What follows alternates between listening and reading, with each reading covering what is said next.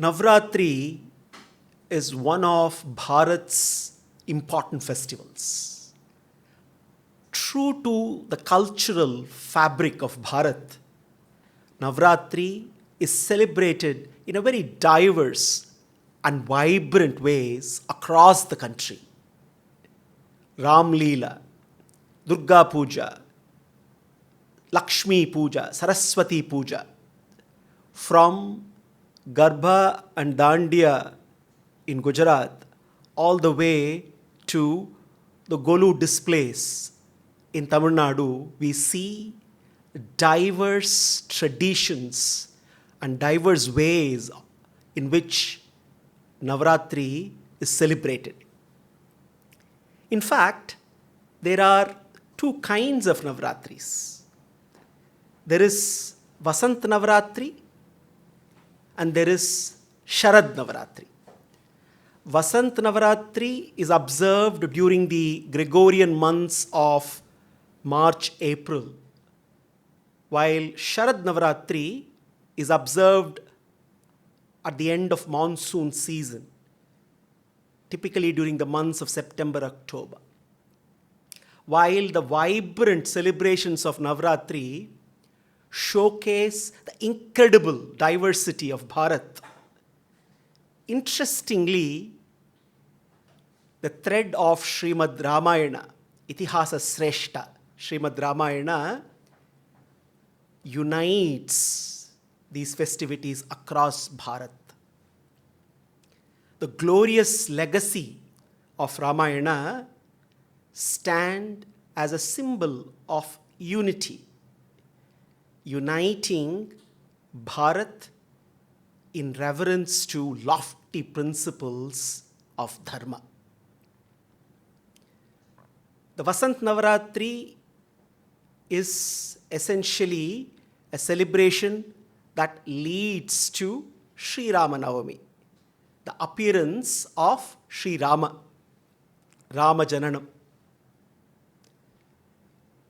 The Sharad Navaratri, on the other hand, leads to Vijayadashami, Dashera, the day that marks victory of Rama over Ravana. Thus we see Ramayana acting as a thread that unifies both the Navaratris. Navaratri. Nava is normally understood as 9, but Nava also stands for new. Ratri stands for darkness. Ratri stands for night. So Navaratri, new night. What can new night mean to us? What is the message inherent in the celebration of Navaratri? Darkness is that which blocks the perception capacity of the surroundings in a person. Darkness also stands for ignorance. A dark night can become a new night, Navaratri, only when it leads to light, the light of knowledge. Therefore, Navaratri is a celebration, a journey, a joyful journey from darkness to light, from ignorance to knowledge. Navaratri is also a celebration of women power. It's a tribute to the power, wisdom, resilience of women in Bharat across centuries. Unfortunately, there is a wrong narrative that portrays the culture of Bharat as promoting discrimination against women, exploitation of women. On the contrary, historically, our civilization has revered women, not just for their nurturing role, but for their intellectual might, for their self-respect and dignity. The Vedas, humanity's most ancient scriptures, are a testament to this truth. The Vedas contain numerous verses revealed to women rishis: Gargi, Maitreyi, Lopamudra, Romasha, Apala, Kadru, Vishwavara, Ghosha, Juhu, Vaghambrini, Paulomi, Indrani, Savitri, Devajami, Yami. The list can go on. All these names stand as glorious examples of the intellectual might and leadership capabilities of women in ancient civilization of India. Our itihasas, Ramayana and Mahabharata, celebrate women power and venerate women. Take the case of Ubhaya Bharati, the illustrious wife of Mandana Mishra, the Mimamsaka. Ubhaya Bharati's scholarly challenge to Adi Shankara during his debate with Mandana Mishra must remind us of the immense respect and authority women commanded in ancient India. Or consider the subtle, scholastic, insightful submission of 81 inspiring episodes by the noble Tirukkolur to Swami Ramanuja, which shows how women were oceans of wisdom and were revered by our acharyas. These aren't just legends of the past.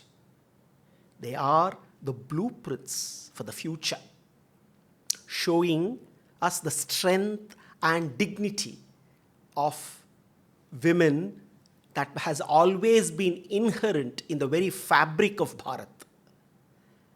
As we celebrate the power of women, let's remember, feminism is not about making women stronger.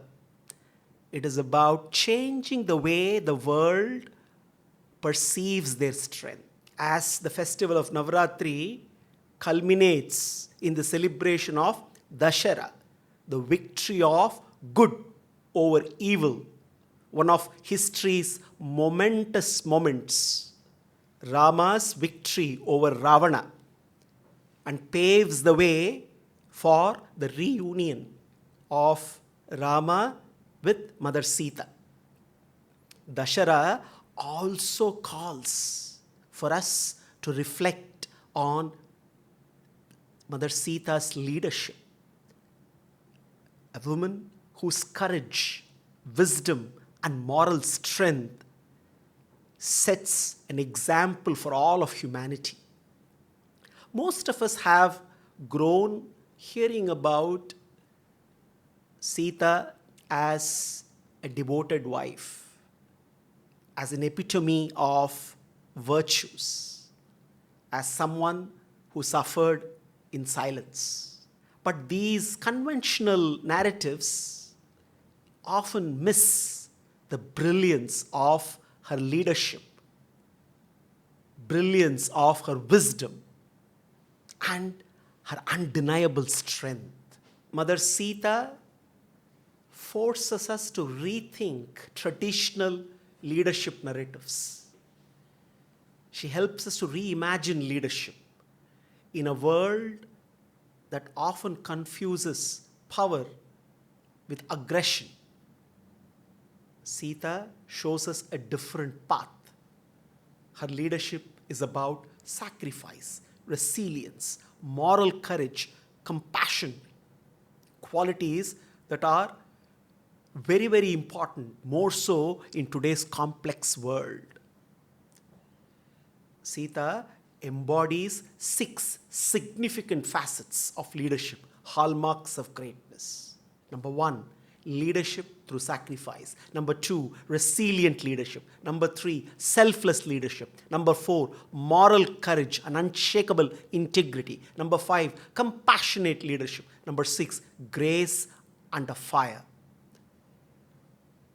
Survival of the fittest is what we think is the rule of the game called life. But Mother Sita teaches us that it is not survival of the fittest. If it is survival of the fittest, then life loses its meaning.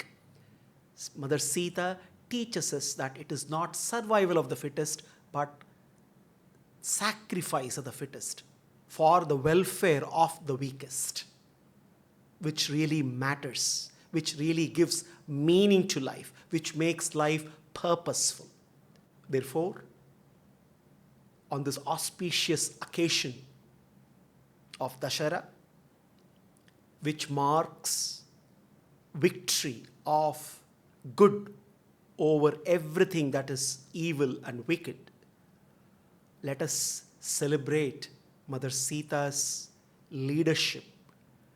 Let us celebrate Mother Sita's auspicious qualities. She is our eternal role model.